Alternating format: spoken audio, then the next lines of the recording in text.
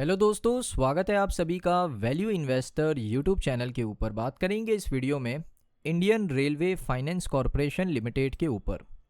अब यहाँ पर आप देख सकते हो आईआरएफसी ने दोस्तों अपने पोर्टफोलियो को थोड़ा सा डाइवर्सिफाई किया है और एक एमओयू साइन किया है दोस्तों। यहाँ पर एमओयू किसके साथ साइन किया है? हर्बर डेवलपमेंट एट टूटीकोरिन पोर्ट के साथ। अब यहाँ पर पूरा अपडेट क्या है मैं आपको दिखा देता हूँ। ये देख सकते हो Indian railway finance corporation limited ने को फाइनेंसिंग करना शुरू कर दिया है।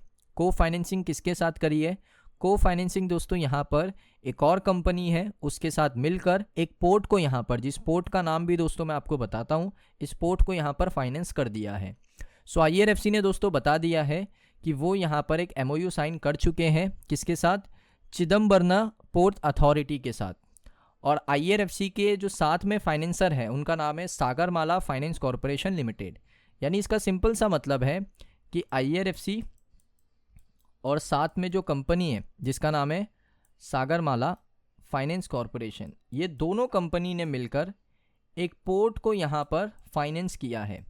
पोर्ट का नाम क्या है? ये देख सकते हो, चिदम्बरम पोर्ट अथॉरिटी। इसको यहाँ पर फाइनेंस कर दिया है। तो आईआरएफसी दोस्तों यहाँ पर क्या कर रहा है? जो फाइनेंसिंग अपॉर्चुनिटी है, जो बैकवर्ड और फॉरवर्ड लिंकेज कंपनीज है, उनको यहाँ पर फाइनेंस करने की कोशिश कर रहा है।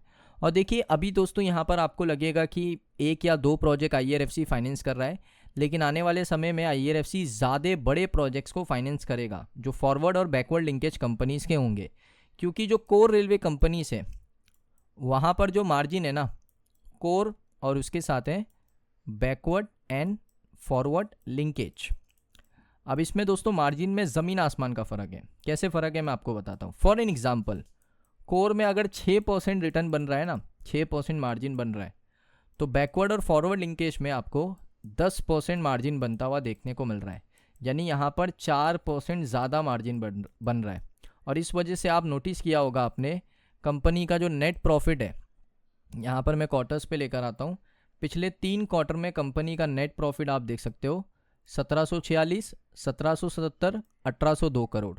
तो इसका इफेक्ट यहाँ पर देखने को मिल चुका है। तीनों क्वार्टर में आपको 10%, 11%, 10% के आसपास का ईयरली बेसिस पे प्रॉफिट ग्रोथ रेशियो देखने को मिल रहा है। उसके साथ साथ एक और चीज़ अगर आप नोटिस करोगे ना, प्रॉफिट एंड लॉस में हम आते हैं, यहाँ पर आप देख सकते हो कंपनी का जो फाइनेंसिंग मार्जिन है वो अभी भी अगर आप देखोगे उतना ग्रो नहीं किया है जितनी एक्सपेक्टेशन थी। पहले 28%, 26%, 24%, 28%, बीच में 30% हुआ, लेकिन उसके बाद देख सकते हो 26, 24, 24, 26। अब ये 26 भी इस वजह से हुआ क्योंकि बैकवर्ड एंड फॉरवर्ड लिंकेज को फाइनेंस करना शुरू किया। अगर कंपनी सही डिसीजन नहीं लेती सही टाइम पर, तो ये जो फाइनेंसिंग मार्जिन है वो आपको 20% पे देखने को मिलता है या 19% पे आपको देखने को मिलता। क्योंकि कंपनी का जो मार्जिन है लगातार ड्रॉप हो रहा था, क्योंकि पिछले साल बजट के अंदर वो ग्रोथ आया नहीं, स्पेंडिंग उतना हुआ नहीं। साथ में जो कोर रेलवे कंपनीज है वो यहाँ पर क्या कर रही थी, ज़्यादा प्रोजेक्ट्स को एग्जीक्यूट नहीं कर पा रही थी, तो इस वजह से फाइनेंसिंग करना और मुश्किल था। प्लस इंटरेस्ट रेट मार्केट के बढ़ गए थे, तो उस वजह से आईआरएफसी का जो मार्जिन है वो लगातार ड्रॉप हो रहा था। तो कंपनी ने बहुत ही सही टाइम पर ये समझा कि अगर हमें यहाँ से ग्रो करना है तो हम सिर्फ कोर रेलवे के ऊपर फाइनेंसिंग करना डिपेंड नहीं कर सकते, हमें बैकवर्ड और फॉरवर्ड लिंकेज कंपनीज को फाइनेंस करना ही पड़ेगा, तभी जाके हमारा मार्जिन यहाँ पर बढ़ेगा। तो कंपनी ने वही चीज़ करी।